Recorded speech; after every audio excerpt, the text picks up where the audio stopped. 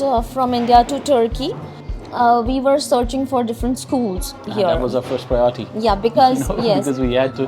we had to enroll in some school, and we were not sure about, because we didn't have any friends, we didn't know anyone here.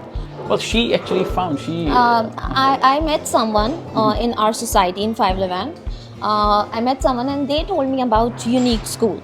Though we saw other schools as well before, but we were like, okay, let's try something else, because we wanted some better environment for our kid.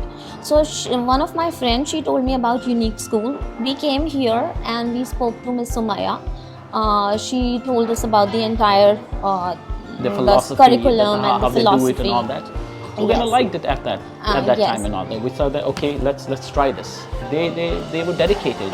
They tried their best academically. All the teachers and Miss Sumaya, everyone was so dedicated. Dedicated. The environment, the education, the extracurricular activities, the suggestions, the feedback we give, or any parent gives and all that. We have seen that they have taken in, they have improvised, they have even did their own things, like they did some events and all that. So I like that about the school, and predominantly the philosophy, the way they balance it, not only the academics, the sports, the extra clubs and all that. So I like that about it. Yes, they don't pressurize kids.